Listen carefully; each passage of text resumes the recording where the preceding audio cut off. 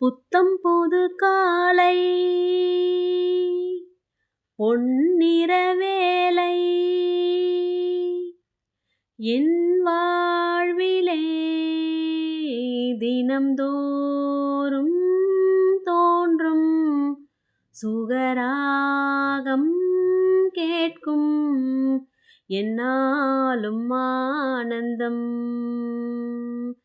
புத்தம் புது காலை பொன்னிற வேலை. குட் மார்னிங், இனிய காலை வணக்கம்.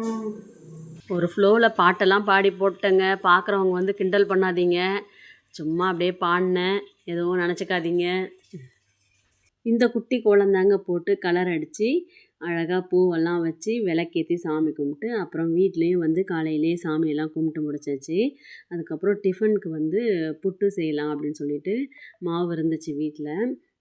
வெறும் பச்சை தண்ணி மட்டும் லைட்டாக தெளிச்சிட்டு கொஞ்சம் உப்பு போட்டு கட்டிப்படாமல் கலந்து வச்சுக்கணும். இட்லி சட்டியில் வச்சு அவிச்சிட்டு இதுக்கு வந்து சர்க்கரை, ஏலக்காய், தேங்காய் போட்டு கலந்துட்டு அது கூட 2 ஸ்பூன் நெய் ஊற்றி பிசைஞ்சோம்னா நல்லாயிருக்கும். பாசிப்பருப்பு, பச்சை பருப்பு கூட வேக வச்சுட்டு அதை போட்டு பிசைஞ்சோம்னா அதுவும் இன்னும் நல்லாயிருக்கும், டேஸ்ட்டு சூப்பராக இருக்கும். அப்போல்லாம் பெரிய ஃபேமிலிக்கு வந்து நிறையா புட்டு செய்கிற மாதிரி இருக்கும்ல, அப்போ வந்து இந்த பச்சை பருப்பை நல்லா கழுவிட்டு ஒரு துணியில் மூட்டை கட்டி அந்த இட்லி சட்டிக்குள்ளே கீழே நல்ல தண்ணியிலே போட்டுருவாங்க. அது என்னாகும், நம்ம புட்டு அவிக்க ஒரு 2-3 வாட்டி அவிக்கும்போது அந்த பாசிப்பருப்பும் நல்லா மலர்ந்து வெந்திருக்கும்.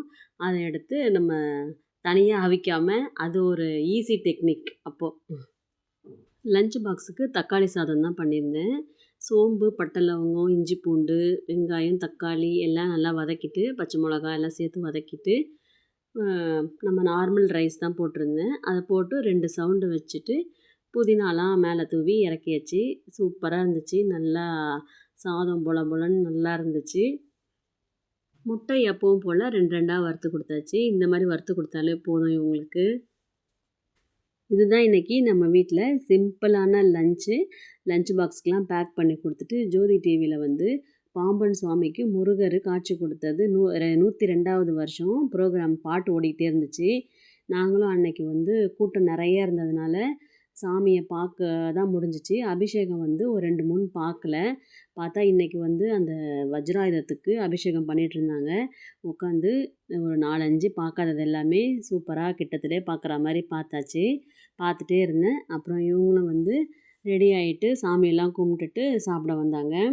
புட்டு கொண்டு போய் கொடுத்தேன்னா சாப்பிட்டு பார்த்துட்டு சூப்பராக இருக்குதுன்னு சொன்னாங்க. ஓகே, பாய். நெக்ஸ்ட் வீடியோவில் பார்க்கலாம்.